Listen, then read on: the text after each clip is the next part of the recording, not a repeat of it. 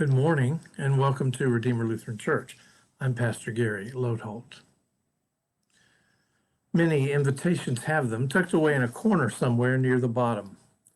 It's going to be a festive occasion, a wonderful celebration, a moment to share, an event not to be missed. If you're on the guest list, there's only one thing to do. RSVP. Please reply. Respond. Well, we made it. As we are moving through the Nativity stories in each of the four Gospels, we're finally to Luke, to the story we're most familiar with. Here is the overcrowded inn, the stable, the manger, the shepherds, the angels. Our eyes twinkle like the stars might have on that night, shining with wonder and joy. Or perhaps many of us even wish somehow deep inside that we could have been there. We wish perhaps that we were in that inn and witnessed the baby, or maybe that we were one of those shepherds who saw the angels and hurried to Bethlehem. It was a festive occasion, a wonderful celebration, a moment to be shared, an event not to be missed. We wish we had somehow been on that guest list and received an invitation. And if we had, there's no doubt about our RSVP. Now here's an interesting thing. When you read the Nativity story in Luke, it reads a bit like a guest list for the event.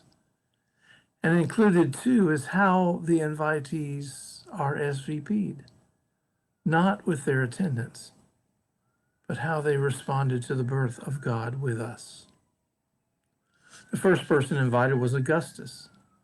Luke begins the part about Jesus' birth by putting us in the midst of a historical setting. This happened at this time, he tells us, when Caesar Augustus declared a census for all the world. But Augustus is mentioned for more reasons than just to tell when it happened.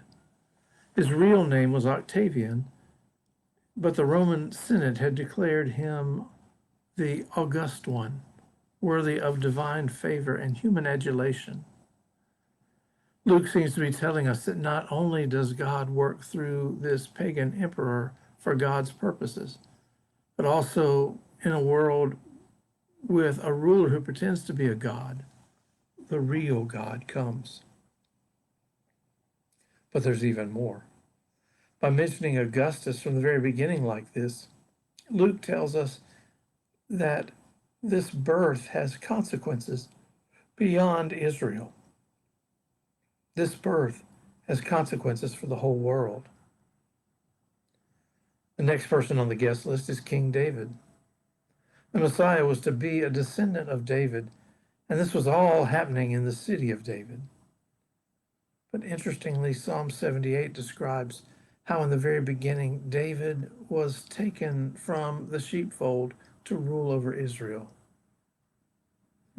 A sheepfold. That's exactly where Jesus was born.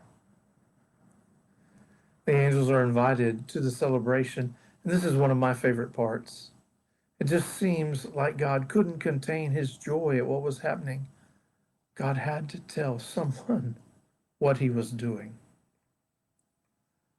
And there were the shepherds, minding their own business, the ones who experienced that heavenly exuberance, the ones who went to Bethlehem, the first believers who praised God for what God had done in this child.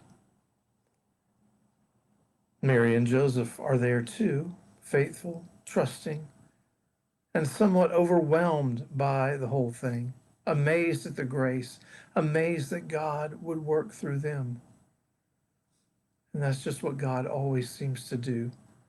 God works through the weak and lowly, working his will when and where we least expect it. The poor, the blind, the deaf, the lame, they're invited too. They're invited because that's who this child comes for. The child comes to right the wrongs, to heal the broken. The birth is a gift of love. Then finally, there's one more person invited to see the Christ child. you. Gaze in wonder at this gift of grace. RSVP, please reply, respond. He's born for you. Thanks for watching, and remember to let this day belong to God.